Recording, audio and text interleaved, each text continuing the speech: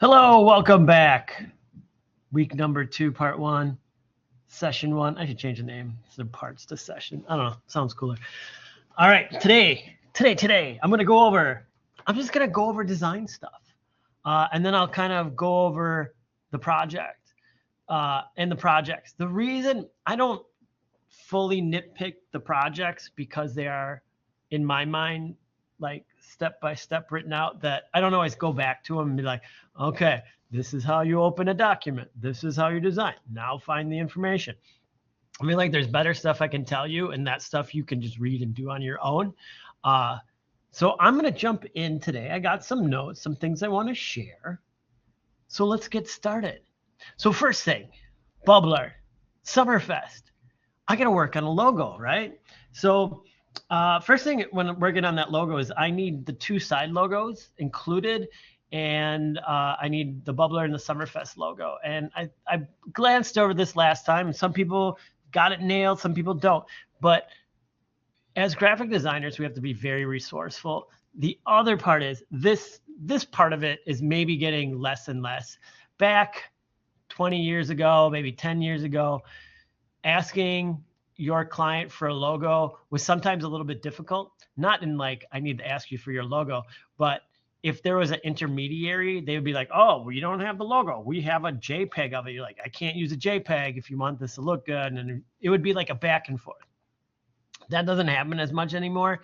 And there's so many resources out here to help us that if you're designing for me in the class or a client, or you have like some specialty things and you're like, I need to include that logo, there's a million places to find it. One is just, like we say, if I just type in Bubbler logo vector, I'm pretty much sure I'm not going to get the vector logo. But what I can find is like a pure, like black and white that, and this is like bubbler.com. So if I click on this and I go down here, it's 2000 pixels by 1000 pixels. That's a pretty substantial logo. And I think this is usable. I just have to translate it from this version into the version I want. So I'm going to save this. Save link as. I'm going to save it onto the desktop and I'll open it and I'm going to call it Bubbler so I know it's. And so work needs to be done. Oh Lord, work needs to be done. Yeah, we're graphic designers. Now if I do Summerfest,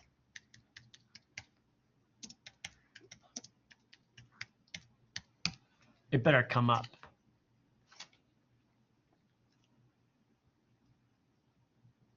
Oh, here we go. This is why. It came up quicker before. Instead of just like knee-jerking going to the first thing, if you sometimes scroll down, you're like, oh, this is wrong. This is wrong. Home, Summerfest. Okay, this is the right thing. And then I go down here. There's a press room.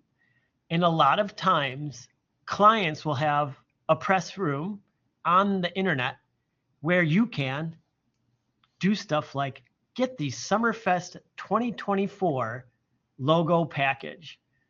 You don't have to do nothing. It's like on there. A lot of times it's sometimes hidden. So you have to like search for it, meaning like they don't always like up here. They won't always put it out there directly for you. But if somebody were to say, I'm working, hey, I'm the Shepherd Express and I'm making your ad for Summerfest, I need your logo, they'll share a link to summerfest.com/pressroom. And it's open. They just don't advertise it's there. You can find it. You can dig deep, find it on the internet. It's there. And then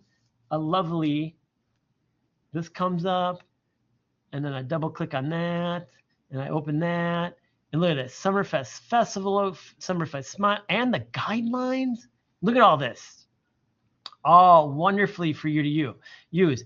EPS, that's an AI file. There it is. Like, if I right click on that, open with, I want to open it with Adobe Illustrator 2025. Look at that.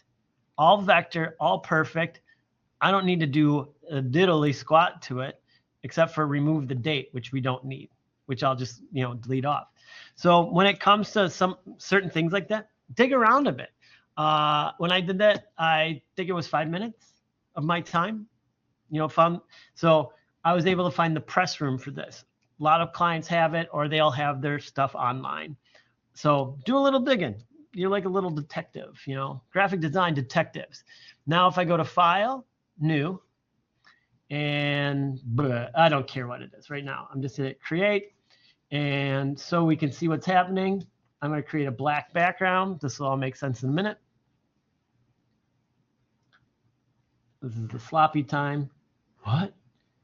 He didn't make a margin, didn't do anything. File. I'm going to place that Bubbler logo in here that I got, desktop, and call it Bubbler. That ain't right. It just gave me an HTML file. Let's go backwards. I don't know why I did that. Oh well, go back. I'll fix that. Boom.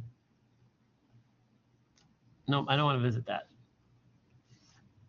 Let's see. Oh, you know what? Because I had to save link as and not save image as. That was my fault. Too excited. All right, so now I got it. Now I'm in Illustrator. I'll open up Illustrator again. File, place, Bubbler PNG, place. Now it's a PNG. That's great, whatever. But when I'm working, I don't like all this extra stuff around it. And this is what I'm gonna do first. This is not like the first, like, it's got to be high enough res. It's got to be like kind of perfect situation that I'm going to zoom in. And I'm going to be like this big at 24 inches wide. This should work out. And for once in my life, I'm going to do the image trace. And I just kind of want one color. I'll do 3 colors. The only reason I did this is because the file was so big.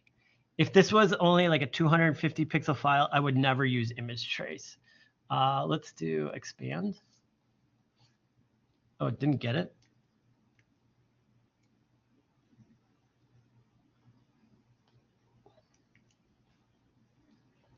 Why didn't it separate it out?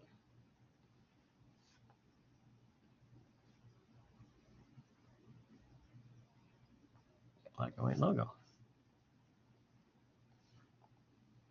Oh, no. Okay. Well, it shows how often I do this image trace stuff because this is working worth squat. Oh, let's get it to work. Let's change the color of it. What if I change that? I should be able to fill to pink, red. Come on.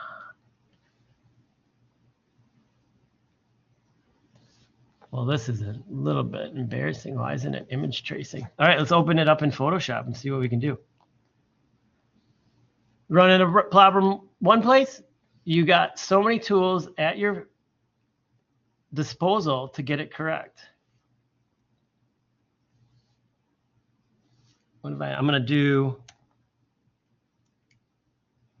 select and then paths plus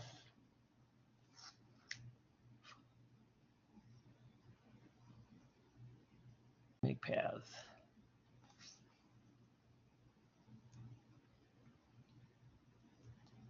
All right, there I got paths. Let's see if I can copy and paste that out.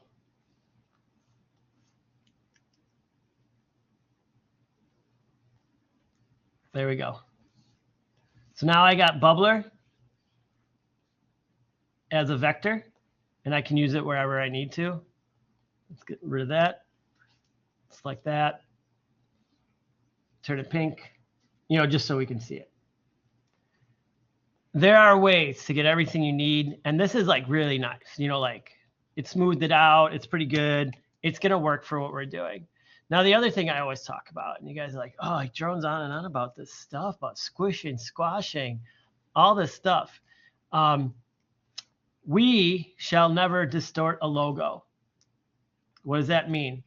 Even if I need to, it's got to be a little bit, nope, nope. Somebody paid, so think about this, $100,000, $150,000 for their brand logo. It'd be like me coming into your house being like, what's your most expensive thing? And you give it to me like, I'm going to color on it a little bit. Let me color on it. And then, I'm going to step on it by mistake. You're like, what? It's super expensive. Like, why would you do that? That's the same thing. This is like a, luxury car. You take care of it. You do not like, oh, but I want it like that because it's going to fit in a box. No. You keep it the way it is and you don't distort it. Somebody paid a lot of money for this. We do not distort our logos ever. We scale them and that's it. Only if the client says to you, you are allowed to do this to the logo, do you change the logo at all? Do you smush it, smash it? They're like, I thought it'd be real funny if we moved the R over here. Like, no, it's not funny. It's against the law. It's against the design laws. So why do I mention? I still see it happening day to day. Like, just like, oh, I just wanted to get that in there. And so I took this piece out and moved it over here. Like, nope, you didn't.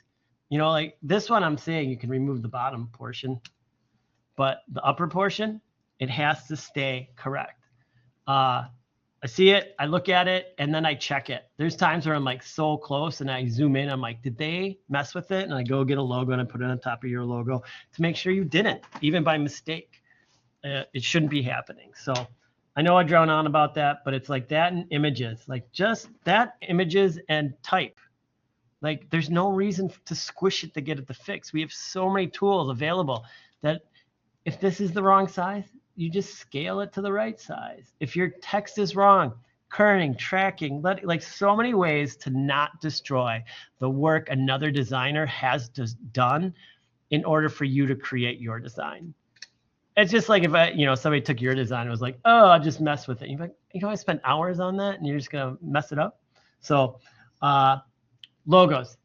When you're working with weird things and you can't get the logo, find it. Start big and then disseminate it down to where you need it. Always work vector. Like you shouldn't, like PNGs don't translate good. Like, oh, it's all I got. It's not all you got. Dig deep and get it into a vector format so all your work always looks good. That's the big one. Good, and fun. All right. I'm going to copy and paste these. And then I'm going to put it into this on a new layer. And I'm just going to do some design work with you.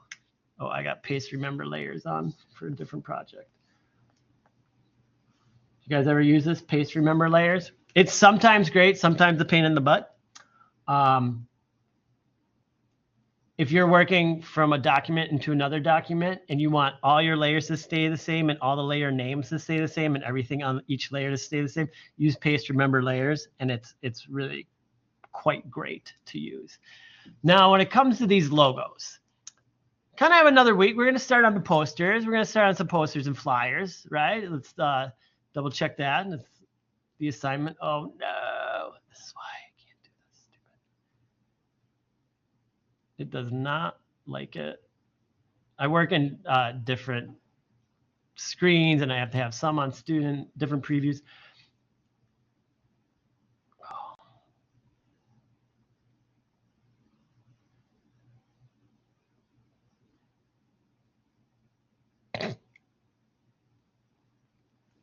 Yeah, it is a bug in the system. Let's see if I can get it. I got another area. I'll get my way out of it.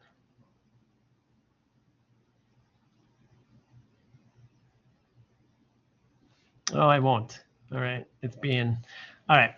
Well, we're working on the flyer and we're working on the poster, but we got some time. You have until the end of the day to work on these logos, and you can still continue the logo development because the logo that you're creating, this logo lockup, is the transition and what everything else you design should be based around. So if you were like, I'm going retro with mine, then you're doing retro design from here on out while chasing down and keeping with brand integrity. It's got to look cool. It's got to grab people's attention. We got to see it. and deal with it. So one thing I've been mentioning to students so far is when I see their work is, and I mentioned it, I think on Thursday, I mentioned it today, I'm going to show you today. Don't burst my summer bubble giveaway is the main part of this logo. That it needs to scream this from the rooftops. When people see it, that's what they need to read. Bubbler and Summerfest are like the add-ons. I need to see this from so far away, like, college kids walking down and there's a poster. That's the first thing they should see. It shouldn't be small. It's timid. I joke about it, but I'm serious. Like, I've seen them like this, Don't burst my.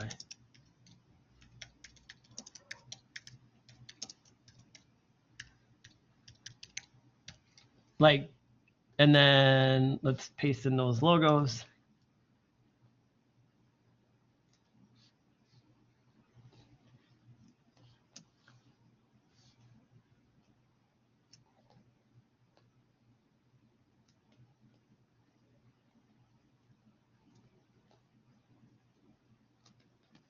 I have no idea what's going on here. All right. Where's the fun? Where's the why is this so small? We want this big. Go crazy. Like here, I showed you this one. This is the concentration area. Here I got burst in there and it's got, crazy stuff there. Let's go to the Photoshop file. See some of my other workings. Here, don't burst my summer bubble gift. It's a really main part. And I was just going to put the logos up in here. It's like a celebration of summer in big words, really big words. This one I'm working on right now, which we'll work on, I'm going to talk through the process of working on, is this one. So this is my starter. So remember last class, I was talking, I was like, oh, I'm not going to use that font. No, it turns out I want to use this font because 90% of it is good. There's parts I want to clean up. Guess what? I'm a graphic designer. I have Illustrator, Photoshop, and InDesign at my disposal. I can do anything I want. And what I don't want is their S's and their M's. I don't like them. So guess what? Redesign them. How easy is that? But before I get there, I'm getting to this process here. I'm going to show you the shouting out loud thing. I'm going to take my logos and just as a, a setup, I think it's got to be like this. I think we read down like that. Make that. This is turning on its side. I'm going to allow. I'm not stretching, squishing, squashing.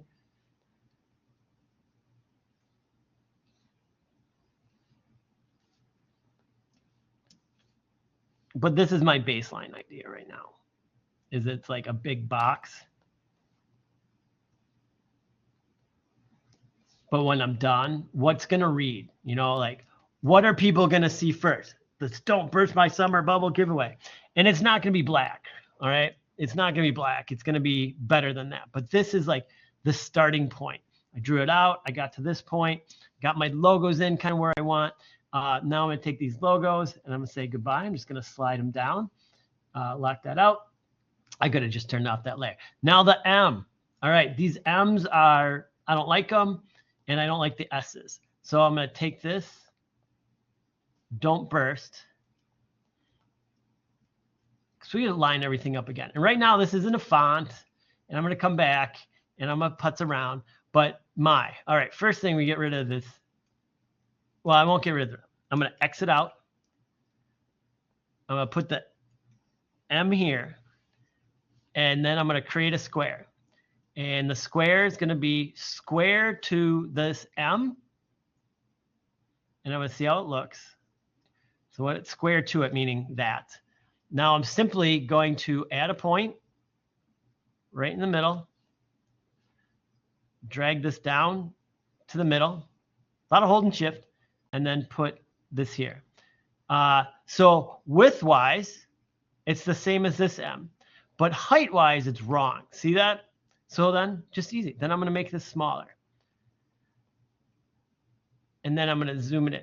But for this, there's going to be a lot of hand tracking and kerning. I'm not going to let the computer do it for me. There's a point where a computer's fine, but then, you know, the way they have their M, it can undercut in some letters, but then in some others it doesn't.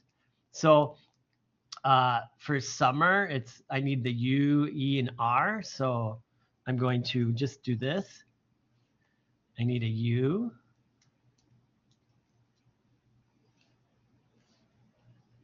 I might redo the E too. E and an R. E, get that extra space there. All right, so I got an M. It's M, M, E, R. All right, this S. Not what I was thinking. If I go back, I drew like this weird shape, which I like better. So I'll make it. I got 2 circles. Let's zoom in. Now you can play around this. You know, I used to think that this little new thing in the circle was a joke, and I'm like, nobody's gonna use it. And now I find it so helpful. Is this little guy right here, the Pac-Man? I don't know what it's called, but you can like, where do you want it sliced? And then you can open it up as much as you need. And then like, okay, here. So that's the start of the S, and then I got the bottom of the S. Like, where do I want that to go? And how far open do I want it? Then I can overlap them. And like almost, you know, like instantly I get like what I'm looking for. It needs adjustments until I get it. Right there. You know, like oddly, like that looks great. I'll make sure like this line is in line with this line. They're centered up. Let's do that. So I'm just gonna, you do however you want. Draw a straight line. I get too excited and I make my first lines wrong. Like I click too quick and I'm moving and I'm so excited to design. Click, shift click, click up here, boom. Get this line. I want it the stroke. Just I need to see it. Doesn't matter. And I just want to turn it there because I want to make sure that this one is the same. And it may look like crap. So it may, once I just pull this a little bit, I have to see, is that symmetry working? You know what? It's not. This bottom end does need to come up. You need to weight the letter at the bottom. And that far open, it just wasn't working. But like just a little closing off helps kind of situate it a little bit better. The other one is sometimes moving this in. We don't want it to seem like it's too heavy that way, but it should end a little bit heavier than it starts. I hope that's making sense. And I could squish it down. Oh, that's looking pretty neat. Let's compare it to the other letters. I think I can get that to work. So then what I do, because I might change my mind, is I'm going to grab these 2, make a duplicate, grab these 2, use the good old shape builder, make that a single piece, done. And then now I have an S. Now I got to do the same thing where I make the S the height. Now, as we are all good designers, we have to look at how that's looking comparatively. I think it can work. It's skinnier. I think what people do here is they make that S big to give it room, because when you do this, it is a smaller letter form, but it's working for me. I like it. I think I like that. And then so we can kind of go through and start then we start manipulating and looking like, I have to do the kerning between each letter, the tracking and kerning, get it perfect, and just work my way through. Now it's the E. Okay, D, fine, O, N. I'm kind of cool with that N. This Minecraft, apostrophe, it may stay, it may need to go. I got a burst, so I got to get rid of this. And what I'm not going to do is just hit a space here and try to put my S in. I'm going to completely X that out, point text, put the T there, and then option up an S.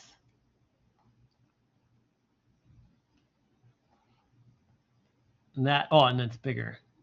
And so I got to get, I'll have to work on sizing of everything. I'm going to work on colors. I want things to interact, meaning I think I might have overlapping. Oh, geez.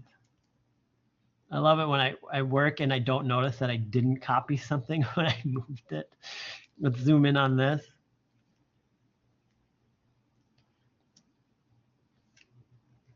And this is just all that playing around, like getting it perfect, looking at it. You're the designer. Zoom in, zoom out. I'm going to have a lesson in, I think it's next week, about working smarter, having your computer set up, posture, all those things. Like everybody's like, you should work at a standing desk. Well, that part doesn't matter. You should be working and looking up and not hunched over. I'll get to that, but you can work longer and harder those ways. I got to scroll down. I got to see my type. Let's bring in this. Let's go a minus 75 is looking great. Get that. That's going to be a little bit tricky, but group that. Eventually, too, I'm going to take these out of being type. But then also, what I'm looking, when I start doing this, I also look up and down. So, okay, I want these aligned right here. Then I go across, and I'll be like, it'd be rad if this T and U aligned, right? And so let's go. Let's do the tracking kerning. Little minus, minus, minus, minus, minus, minus.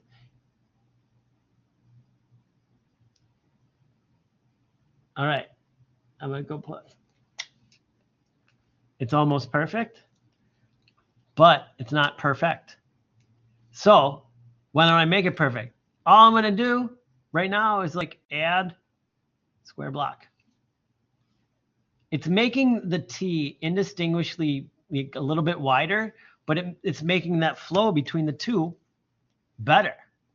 The problem is like this, I hate when this happens. See, it jogs out, but as you zoom in, it's fine. And then as you trust the zoom in, and then, but now I just ran into a problem. This isn't going to work because I want a bigger space between burst, and now summer doesn't line up with it. So I have to this needs to be turned down.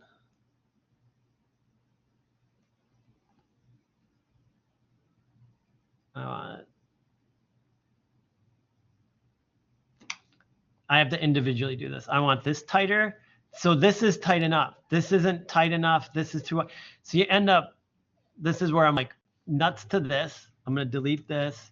I'm going to take this type. I always make a copy. And then this one, type, create outlines, object, ungroup, boom. Now I can just tap these and be much happier. Maybe I'm going to drop that. Let's drop it to there and do two things. I'm always about consistency. I love these, where can I get things to match? What if I drop this then down to this T? See, get it in line with that now. And then minus out. Nice and tight there. We can move burst over. And then, if you need to, turn on those rulers, pull a guide. Get that over there. Oh, look at this B is now lined up with the M. I think I'm going to leave it. Oh, too much. Okay, I'm going to leave that for now. I may pull this T to meet the R. I have to see. Those red squiggles are on because I have a setting that tells me when a word is misspelled that it underlines it. It is a little bit irritating at points, but once you outline the type, it's fine. You get past it. It's a logo. Spelling is important, especially if it's a logo. Now let's do the E. Do we want to block E? Which is easy. I can just experiment. You know, like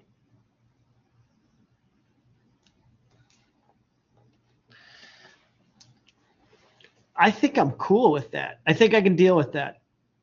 I like it.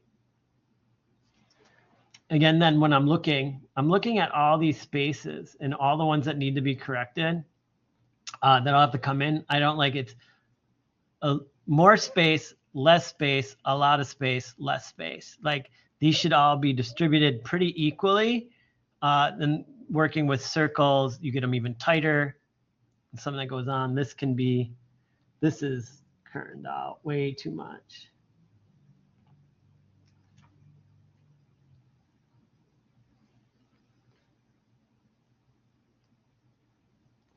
Minus 75.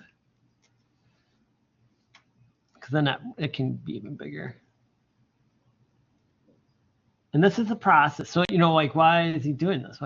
This is the process that I want you all to be going through and the thinking about. This is where we go from just typing stuff out to designing it. Like, oh, I just wanted the logo and I put this effect on it. Like, are you looking at every possible part of this? This is what we've been doing this 30 minutes. Not even 30 minutes. Because I did that logo stuff in the beginning. But even like right here, I'm getting very close to what I want.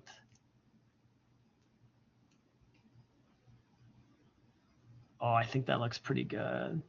And I'm going to add color. You know, like I'm going to do like color and maybe highlight maybe some of the B's or something. You know, like, do I find letters? Oh, okay. We're solidifying everything, I think, now.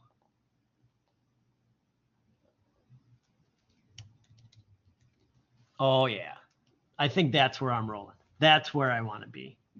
And then I dumbly, instead of just turning that off, move those up here.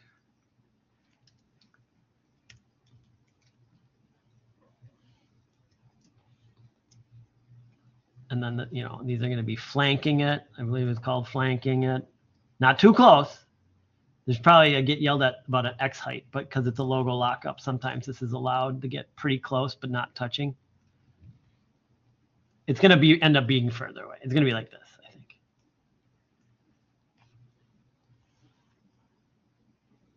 And I'm going to take all this. I'm going to go to type, create outlines, so I don't see that stuff. Then I can quickly just, you should always make copies. I should have made a copy before I outline the text. That was a dumb move. But here then, this U, I got object, ungroup all. So this and this, shape builder, create one, open. You know, and I go through. And here, you know, I didn't double click. I got to make sure that E is perfect. And then I'm there. Then I have it's, you know, the biggest thing, a part of this logo, let's get rid of all this.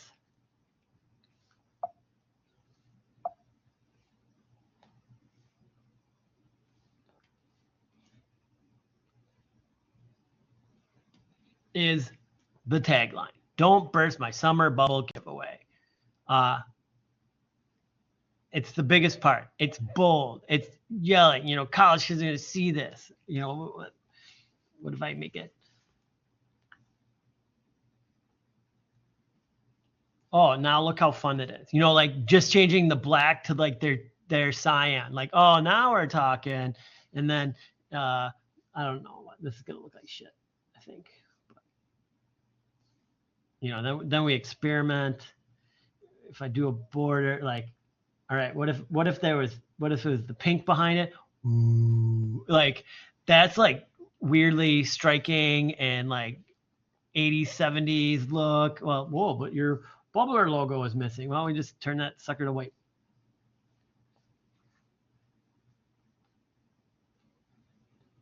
Like there's one version. Oh, the Summerfest logo doesn't turn the black to white or turn it all to white. I think we can do all white.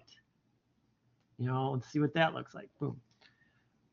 There's like a version. And then I'm not going to stop here. What I would do is I would try several different color.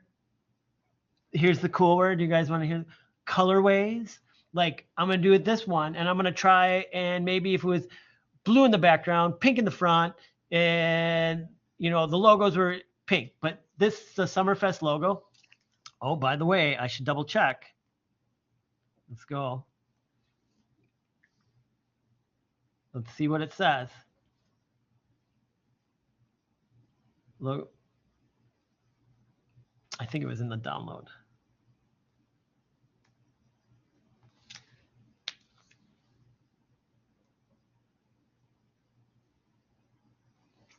There you go. It can be all white. Here are the Pantone colors. Do not turn it gold. Do not squish it. Do not have it on an angle. Ooh, do not rotate. I would have to talk to them. I'm allowing a rotate. It's the only one. And then this is their smiley face. This is called an X space. The eyeball is the distance for just the smiley face. Nothing can be closer than the eyeball. And here, nothing can be closer than the smiley to the logo. So I'm going to have to move my logo out a bit. Here on color, texture, it can be this or this only. And there are the rules. Every logo has rules that you need to obey. So there it is. There's that one. So take a look at that. Let us go. I think it keeps knocking me out. I'm going to open a new window. Let's try this.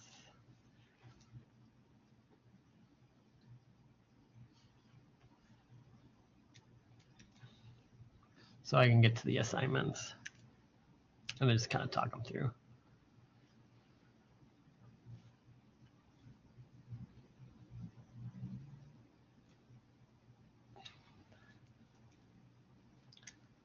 Just, it's yelling at me. It's not letting me open the assignments. So, oh, it did. Okay.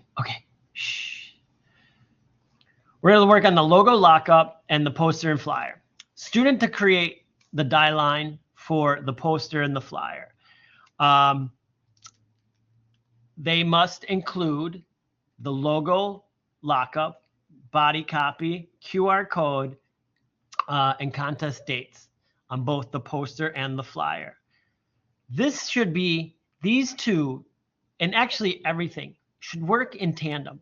One should look like the other. So when you're designing your poster, for the most part, the flyer is like a mini version of the poster. What you don't want to do is introduce new design elements from one to the other. Say I design my poster, and it's got a pink background, and it's got blue, blah blah blah, and then I go to my flyer and I add red and green stripes to it. Well, now you have just disconnected the poster from the flyer. When we lay all these pieces out, the lockup, the poster, the flyer, the social media post, the box art, and the vehicle wrap, they should look like the same design, the same brand continuity running throughout.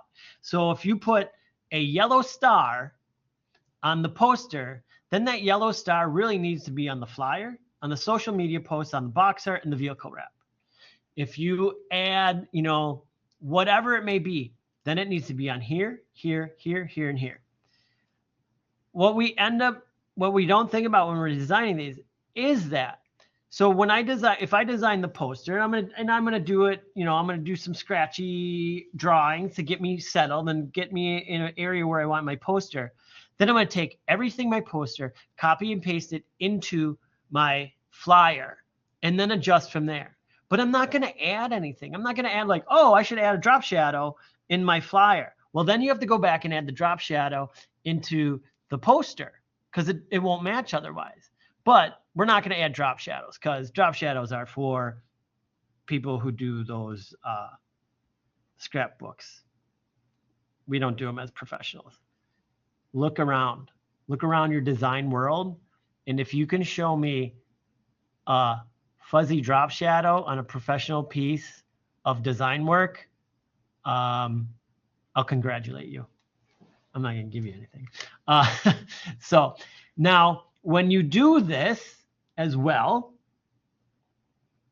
and you're creating, develop and design your chosen concepts, is you need to, and I'm going to look when your poster and your flyer should include all the correct margins, crop marks, everything that you would send this to a printer needs to have on it.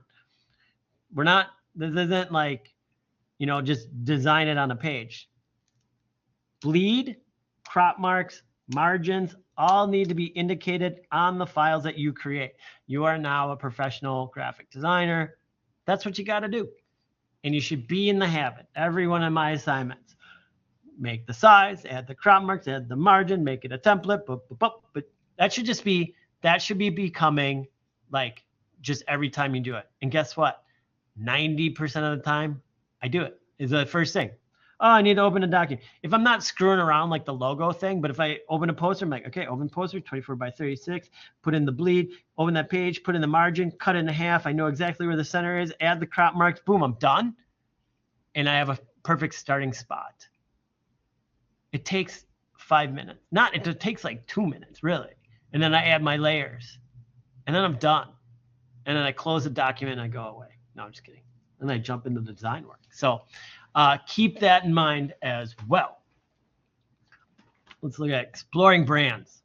This is not the same assignment as the last assignment. We're switching through. Now for this one, I want you to take your favorite brand and design your favorite brand, but tell us about it. Why is it your favorite brand? For me, I think I'll do this next week. Or not next week. I'll do it Thursday. But I have to see if I have it. Documents have been lost. I don't have the Vans one.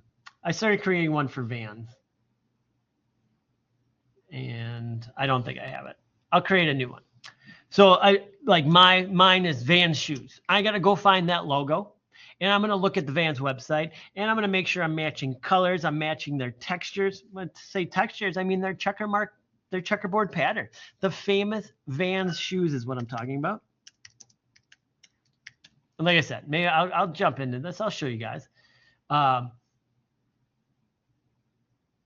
going to their website. I'm checking some stuff out. I know them, like that's their logo, new and featured, and I'm going to look around a little bit. And then there's some other stuff. Again, dig deep, be bold. Vans family, learn more. Oh yeah, open a new tab. Frequent ask. Let's see what that is. Order status, returns, ways. Company, about, career, sustain, terms of use. Click on some of these. Join the family. Let's see what images are here. All right, they got points, they got an app. Don't need that. Frequently asked questions. All right, great. Vans history. Now this is what I want for my project. Oh, it's got images. It's got text. It's got like a background I could use. it tells me all the key points. And so when I design my small little piece, I've got all the information in one spot. I just copy and paste. Use what I need. 1982, classic slip-on international attention appeal when they worn by Sean Penn. It's the only pair I've never owned is the checkerboards. But there you go. Most brands somewhat have a history, or look it up. Google brand, whoever it may be, Chanel. You could look up Chanel and like brand history and find out. Tiffany, okay? Make sure it's Tiffany blue. Make sure you're using the right font. Make sure it looks like it. Like that's what this project's about. 90% of the work you'll be doing as a graphic designer is taking other people's work and creating another piece to match their brand. I worked at a marketing agency for 15 years as an art director. That's what we did. A client would contact us. We're doing an event, or we need a rollout for this thing. Here's the client's information. Here's everything that was built. Use that as a starting point to create all your creations for this event. One to the other, And so getting this right is really important, and understanding and being able to kind of do it a little bit quickly too. That's why these should be 2 hours. Look it up, do it. It's only what is it? 8.5 by 11? Not even. 5 by 7? 13 by 8. No worry. I do weird sizes to test you. Not everything's always the same. Not everything's a poster. Oh, why is it so wide and skinny? It's going in a weird spot. It's like a billboard, deal with it, work with it. There you go. And of course, we got a student example, Nike. If you go to the Nike area, you look up their stuff. It's all available there. So have some fun, dig around, and it's about a brand. This should be fun because you get to pick it. Anything around the world, it doesn't have to be, standard stuff. It should be a favorite. It makes it more fun. And then every designer needs to know you'll be doing, you're doing all these every week. It doesn't matter. They all change sizes. Don't think I'm just going to skip right through it. And also what I added on to all of them, saving and naming for your files. It's an AI file for upload. Now, when creating the PDF, make sure the view PDF after saving box is checked on the general tab. Make sure to use the document bleed settings is unchecked on the marks and bleed tab. Save your PDF. You should be previewing your work before you send it in. You should be previewing your work before you send it to a client. Don't just be like, yeah, it's done. Boom. It makes a PDF. You add it into that email to the client. You hit send without looking at it. Oh boy. You forgot to turn something off.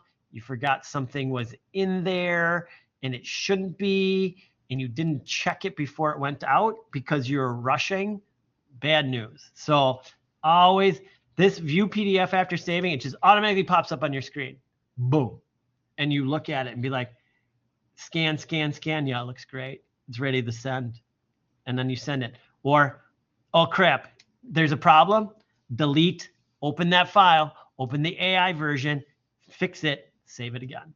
Gotta always remember that save that AI file, because the dumb thing with Illustrator is it will keep the PDF open and then you make the changes in the PDF and forget to make them in the AI file. The AI is your working file, not the PDF. It's for sharing. You got to make sure there's these little things. Even I, once in a while, mess it up. So make sure you do those. And then, of course, the readings in there. Find a cool little sentence. Design it. It's all about typography, experimentation, keeping things simple. And the main one is keeping you quick on your toes. This should take you 30 minutes. I want you to be able to build a document. This is when the client comes in and be like, hey, can you get that done in blah, blah, blah amount of time? You're like, yep, got it. Boom, done. I don't know why people just don't knock this out the day it's assigned and just get it over with. Turn it in. knock it out, or send it up to the midweek review. And that will be my final comment for the day. Midweek reviews, use them. I check them like all the time. Sometimes it takes a little bit. Here's the other one. Here's the other notification. Every once in a while, I will make a comment, but I'll get interrupted, forget to hit reply, turn something off, and it'll go away. If you wait like way over 24 hours, like 36 hours, you can contact me and be like, hey, can you make a comment on my thing? It's been there since yesterday. And I will be like, yes. And usually I will then swear to myself and be like, oh my God, I forgot to hit reply. And then I have to go in my garbage, find save the markups, and then retype out everything and give you your markups. That's generally what happens is I forget to hit reply, and then I get interrupted and I close out, and somebody wants to see something and I move things. And so that does happen, but contact me. Don't wait like 2 days and be like, I uploaded this like 2 days ago for, you to get back to me in a weekly review. I check them every morning, guaranteed. Bonus days when I'm not super busy in the afternoon as well, but I do it every morning. I try as hard as I can. So there you go. Any questions, comments, or concerns?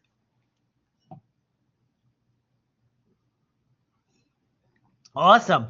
I'll see you on Thursday for more fun. Yes.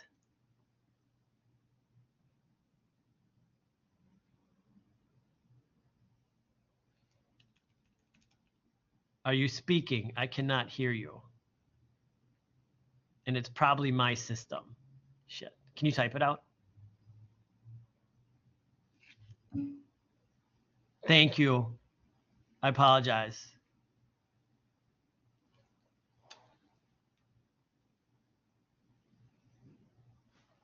Oh, I wonder if I don't know. No.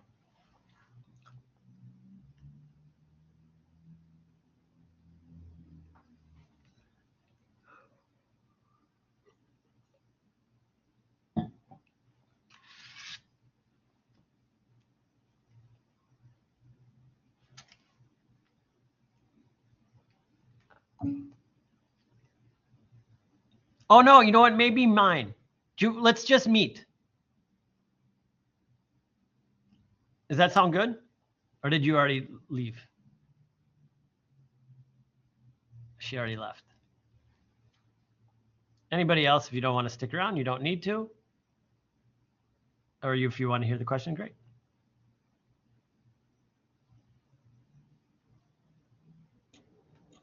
Hello? Oh, yeah, now I can hear you. Okay, cool. Awesome. I have a question, but it's actually more so about a personal project I'm working on, and I just wanted feedback on one part of it. So, Okay.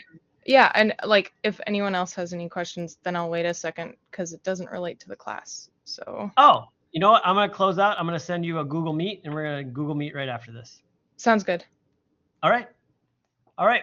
Thank you, everybody. And I will talk to you on Thursday. And I'll send you a Google Meet in 1 minute.